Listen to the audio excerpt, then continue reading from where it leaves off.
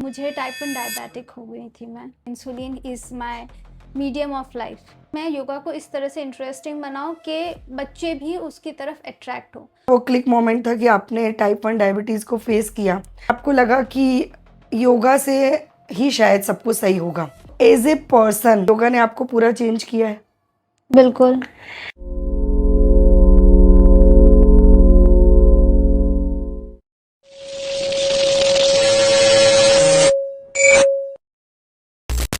नमस्कार सखियों, आ गई है बोल प्रगति दोबारा आपके साथ। देखिए, हमारे माननीय प्रधानमंत्री जी श्री नरेंद्र मोदी जी ने जब 2014 में अपना शासन संभाला, उन्होंने कई सारी योजनाएं बनाई और बहुत व्यवस्थित रूप से लागू कर पाए।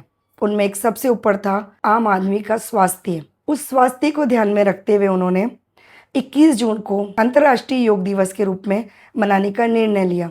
हर छोटे बड़े, बड़ी उम्र वाले, बच्चे सभी को स्वस्थ रहने का अधिकार है और वह स्वास्थ्य के लिए सबसे बड़ा जागरूकता है कि हम दैनिक दिनचर्या का हिस्सा बनाएं किसी एक एक्सरसाइज को या योगा को। करें योग, रहे निरोग। आज हम जिनसे आपको मिलाने ले जा रहे हैं वो हैं आरती विजयवर्गीय जी, जिन्होंने योग के मंत्र को न केवल अपनाया है बल्कि उसे सिद्ध किया है। दुनिया में अपना और अपनों का नाम रोशन किया है। अपना और अपने बच्चों को योग को अपनाने की सलाह दी है और पूरे परिवार को स्वस्थ जीवन शैली अपनाने के लिए जागरूक किया है। आज हम उनसे मिलेंगे और उनसे सीखेंगे कि कैसे योग को जीवन का हिस्सा बनाया जाए। स्वागत करते हैं आरती जी आपका। नमस्ते। बहुत बहुत स्वागत है आपका बोल प्रगति के चैनल पे। और हमारी कोशिश रहती है कि हर बार हम कुछ ऐसा लेके आए, कुछ अलग, ऐसी हस्ती को जो कुछ अनोखा किया हुआ है या कुछ कर रही हैं। पर आप तो जो कर रहे हैं ना, वो तो एक पूरी जिंदगी, एक जीवन शैली है। तो सबसे पहले हम पूछना चाहेंगे, आरती जी कौन है?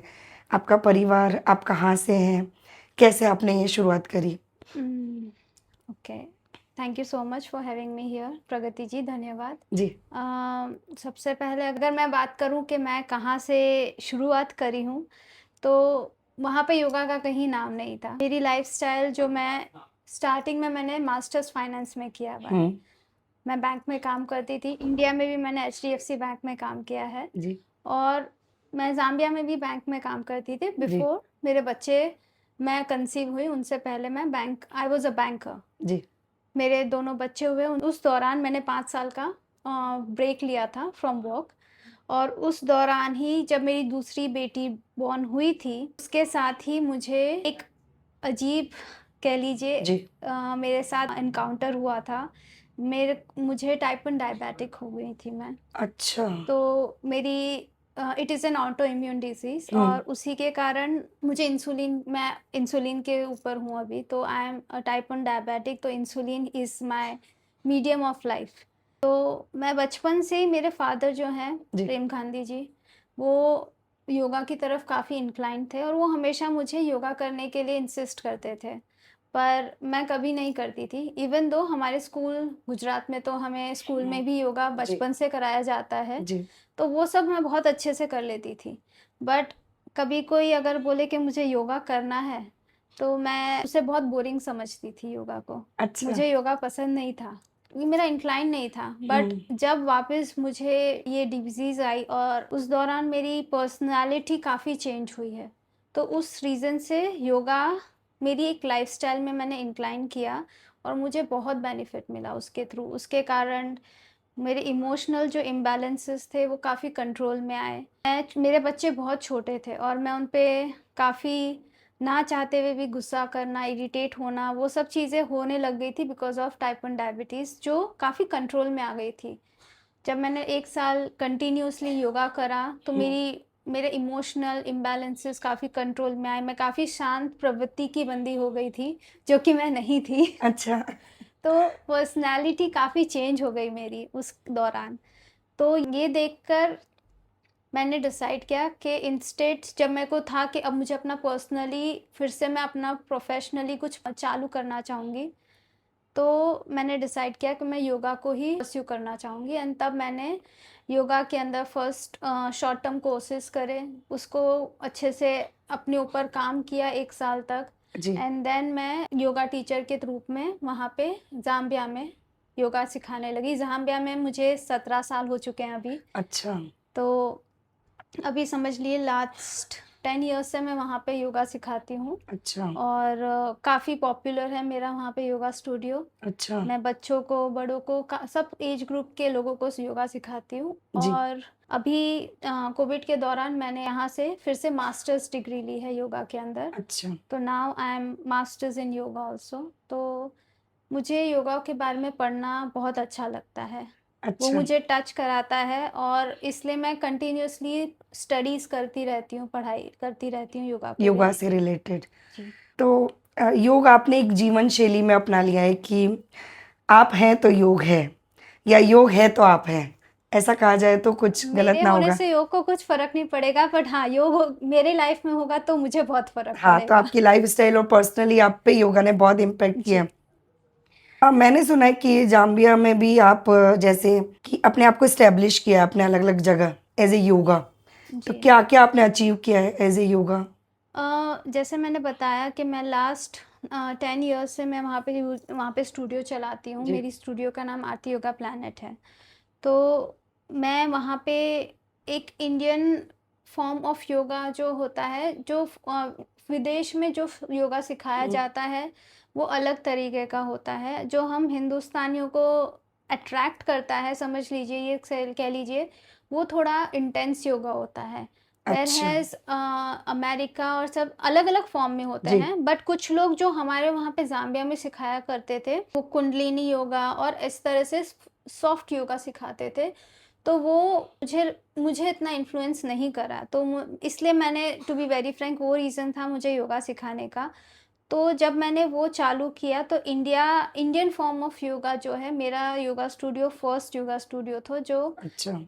करना चालू हुआ। तो मेरे मेजर क्लाइंट्स जो हैं इंडियंस ही हैं। अच्छा। और मेरे पास मेरी 2 लड़कियां हैं। हाँ। और जब मैंने योगा सिखाना और सीखना शुरू किया, मेरे, समझ लीजिए, मेरे फर्स्ट स्टूडेंट्स भी मेरे बच्चे ही रहे हैं। अच्छा। तो मेरी सबसे बड़ी वाली जो बेटी जो 4 साल से थे, तब से उसको मैंने योगा करना सिखाया था। जी। और मेरा कोशिश ये था कि मैं हर एज के लोगों को सिखाऊं और मैं योगा को इस तरह से इंटरेस्टिंग बनाऊं कि बच्चे भी उसकी तरफ अट्रैक्ट हो। जी। तो स्टार्टिंग से जो बच्चों को अगर आप मेडिटेशन करने के लिए बिठाओगे तो बच्चे नहीं नहीं बैठेंगे, बैठेंगे। उनको बहुत बोरिंग लगता है। एंड जी। दैट वाज द थिंग, मुझे इसलिए योगा अट्रैक्ट नहीं करता था, हुँ।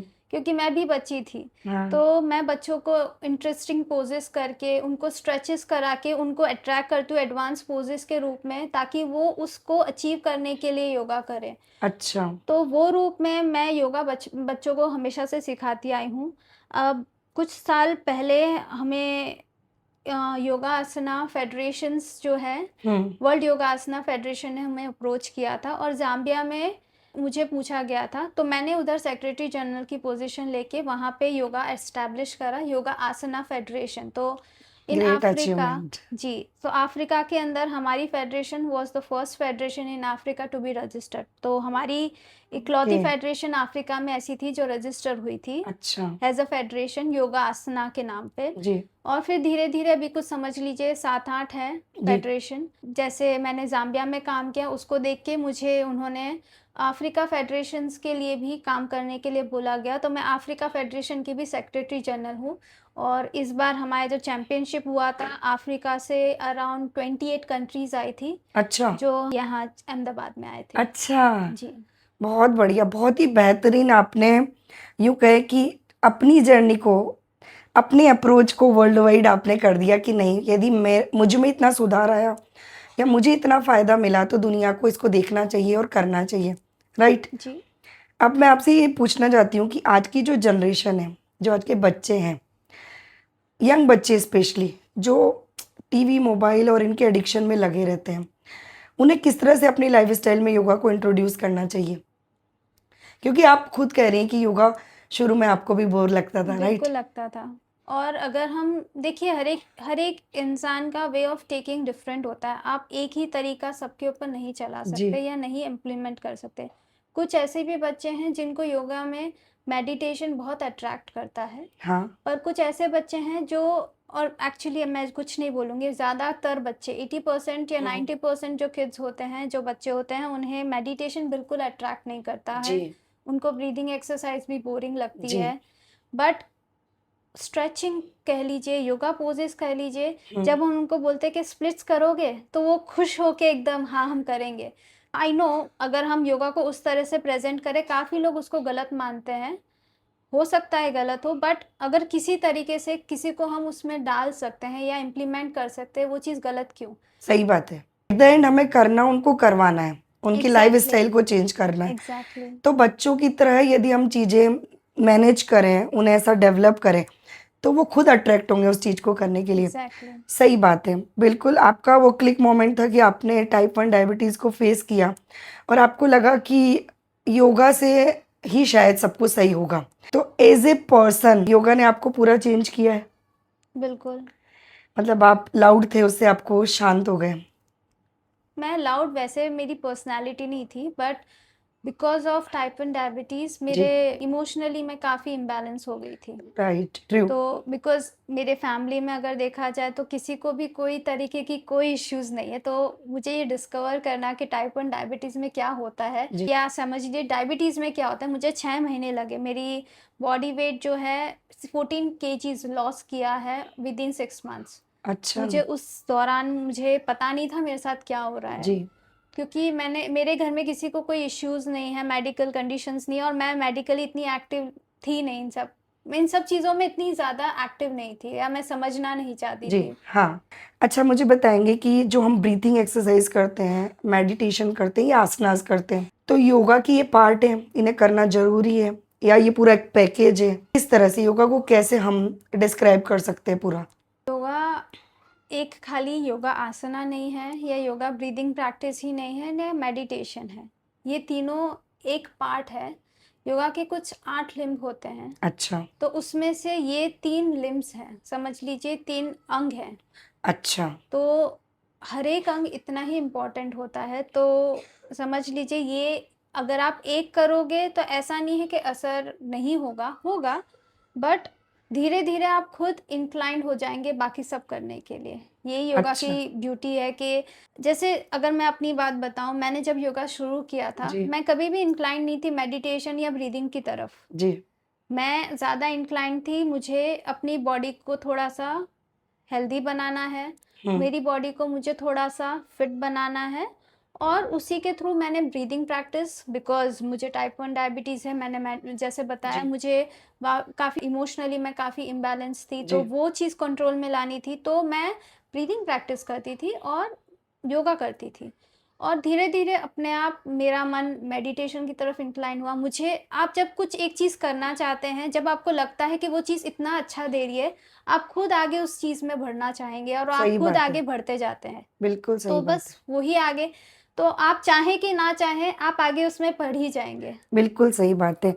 कोशिश करना पड़ता है कि यदि हमें कुछ भी आगे अपने जीवन में करना है या हमें अपने आप को हर दिन बेहतर बनाना है, तो उसका प्रयास हमें खुद करना होता है।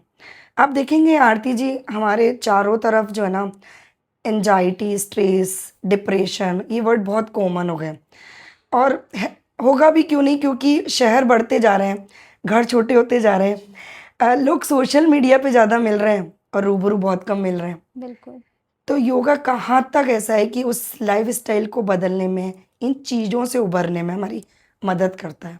ऐसे अगर देखा जाए तो एंग्जायटी, डिप्रेशन, ये सारे जो इश्यूज़ होते हैं, सब जैसे मैंने बताया, मेंटली आप स्टेबल हैं, बट इमोशनली आप इनस्टेबल हैं। जी, ये उस रीज़न से होता है। तो और धीरे-धीरे जब इमोशनल इम्बैलेंस जो है इतना ज़्यादा बढ़ जाता है, तब आपके मेंटल फ्रेम में वो इफ़ेक्ट करने लग जाता है। ट्रू, तो ये धीरे-धीरे जो है आपको पब्लिकली आपको डिस्ट्रैक्ट करता है। तो योगा जो है, सबसे पहले आपको अपने आप से जोड़ता है। अच्छा, तो योगा का मतलब क्या है? योग मीन्स कनेक्ट, मतलब जोड़ना। अच्छा, तो सबसे पहले योगा का काम ये है कि वो हुँ, आपको अपने आप से जोड़ेगा। हुँ, जब आप अपने आप से कनेक्ट हो जाते हैं, जी, तो आप बाकी सबसे भी इज़ीली कनेक्ट हो सकते हैं। सही बात है। तो जिस तरह से जब आप योगा शुरू करते हैं, सबसे पहले जो आप बात करें जिमिंग और योगा में, सबसे पहले बहुत बेसिक अगर आप देखें तो एक डिफरेंस क्या है। जिमिंग में आप सब करते रहते हैं बट आपका बॉडी अवेयरनेस इतना ज़्यादा नहीं होता, जबकि आप जब योगा करते हैं तो आपका बॉडी एंड ब्रेथ अवेयरनेस बहुत हाई लेवल पे होता है। आपको एक एक पोज करते दौरान आपको अपनी ब्रेथ के ऊपर काम करना रहता है। जी, आपको हर जो भी योगा टीचर होगा वो जी, ये ज़रूर बोलेगा कि focus on your breath. True. तो ये जो focusing on your breath, breath means prana, आप अपने प्राण पे फोकस कर रहे हैं जो अच्छा, आपकी सोर्स ऑफ लाइफ है। जी, जब आप उस पे फोकस करते हैं तो आप इंटरनली आप अंदर की तरफ अपने अंदर जाते हैं, अंदर झांकते हैं, जी, ना कि बाहर। आपके आसपास अगर 15 लोग भी होंगे बट अगर आप सच में प्योरली योगा कर रहे होंगे तो आप उन पांचों के ऊपर, आपका उन 15 लोगों पे नहीं पर अपने ऊपर ध्यान होगा। जी, वही बेसिक चीज होती है योगा के अंदर, और अच्छा, वो ही योगा को सब चीज से डिफरेंट करती है। जब आप ये करते हैं तो अपने आप ही आप अपने आप को जानने लगते हैं, अपने जी, आप को समझने लगते हैं। आपको क्या अच्छा लगता है, क्या बुरा लगता है, आप उस चीज को बेहतर तरीके से समझना लग जाते हैं, सही और बात है। क्या कर सकते हैं, आपका पोटेंशियल, आपका एनर्जी लेवल पॉजिटिव हो जाता है। और ये सब चीजें सिर्फ योगा करते करते होती है। उसके दौरान अगर आप ब्रीदिंग प्रैक्टिस भी साथ में करते हैं, आप मोर इनवर्ड जाते हैं। मेडिटेशन, आई वुड से 80% जो लोग होते हैं उनको यही प्रॉब्लम होता है, वो मेडिटेशन नहीं कर पाते हैं। मैं खुद का भी बोलना चाहती हूँ इसमें इंक्लूडिंग कि योगा एंड सब कुछ मैं कर पाती हूँ, बट मेडिटेशन में वो कंसंट्रेशन डेवलप करने में अभी वो फील ही नहीं आया कि कैसे करना है। क्योंकि आंखें बंद करती हमें बहुत सारी चीज़ें जो हमारे आसपास हो रही है, दिमाग में चल रही है, वो सब चल देने लगती हैं। तो वो कौन सा पॉइंट होता है मेडिटेशन के लिए? देखिए, सबसे पहली बात कि मेडिटेशन आप अगर करना चाहते हैं तो सबसे पहले आपको अपने ऊपर क्लींजिंग करना बहुत ज़रूरी है, अपनी अच्छा, इंटरनल एंड एक्सटर्नल क्लींजिंग। जी, वो बहुत ज़रूरी है, ये बहुत ही बेसिक है। अगर आप रेगुलर प्राणायाम करते हैं और आसनास करते हैं जी, तो आपकी बॉडी, सबसे बड़ा प्रॉब्लम आप मेडिटेशन क्यों नहीं कर सकते हैं, फर्स्ट आपका माइंड बहुत घूम रहा है, जी, सेकंड आपकी बॉडी में पेन्स हो रहे हैं। अच्छा, क्योंकि अगर आप बैठे रहे 5 मिनट से ज़्यादा आप एक पोजीशन में बैठ नहीं सकते हैं। कभी घुटने में पेन होगा, कभी बैक में पेन होगा, कभी पाँव में पेन होगा, अ, ब्लड सर्कुलेशन नम हो जाएगा पाँव। तो ये सब चीज़ें आती है, तो इसलिए रेगुलर योगा प्रैक्टिस करने से आपके जो ब्लड फ्लो है, हुँ, मस्कुलर पेन और जॉइंट पेन है, उसमें रिडक्शंस आते हैं। उसी के साथ-साथ जब आप ब्रीदिंग प्रैक्टिस करते हैं, आप थोड़ा-सा अपने इनवर्ट फोकसिंग में ईज़िली आप कर पाते हैं। जब आप अच्छा, ये रेगुलर करते हैं, जी, देन आप आगे जाके सिर्फ मेडिटेशन के नाम पे आप 2 से 5 मिनट के लिए खाली अपनी ब्रेथ के ऊपर फोकस, नॉर्मल ब्रीदिंग और ब्रेथ पे फोकस करिए। हुँ, ये आपका स्टार्टिंग पॉइंट है मेडिटेशन के लिए। अच्छा, अगर आप वो करना शुरू कर देंगे तो अपने आप धीरे-धीरे, स्टार्टिंग में टाइम लगेगा जी, बट धीरे-धीरे आप खुद देखेंगे कि आप कर पा रहे हो। और सबसे अच्छा और ज़रूरी बात ये है कि आप कोशिश ये करिए कि आप मेडिटेशन सुबह जल्दी उठ के first thing in the morning, जब सब सो रहे हैं, आप अकेले उठें और तब मेडिटेशन से। अच्छा, ज़रूरी नहीं है आपको नहाना ज़रूरी जी, है जी, या आप पूजा करें, आप अपने बेड पे बैठे-बैठे भी मेडिटेशन कर सकते हैं। अच्छा, वो वो टाइम, वो मोमेंट जो होता है, आपके आजू बाजू सब शांत रहता है, आपके सराउंडिंग बहुत क्वाइट होता है, हाँ, तो आप इनवर्ड ज़्यादा इजीली जा सकते हैं। और सेकंड, जब आपका दिनचर्या शुरू हो जाता है उस समय आप बीइंग अ वुमेन, आपके पास बहुत सारी रिस्पॉन्सिबिलिटीज ट्रू, रहती है जो आपके back of the unconscious mind या हमेशा चलती रहती है। सही बात है। तो वो चीज़ अगर आप उस समय करेंगे जब आपके पास एक्चुअली बिफोर योर दिनचर्या शुरू हुँ, होने से पहले, तो हुँ, आपके लिए इजी होगा मेडिटेशन करना। या अगर आपको लगता है आप सुबह नहीं कर सकते तो सोने से पहले रात एक को बार भी कर रात को सकते भी हैं। कर सकते हैं। अच्छा, ये भी एक मिथ होता है कि कौन-सा टाइम है जो मेडिटेशन का है।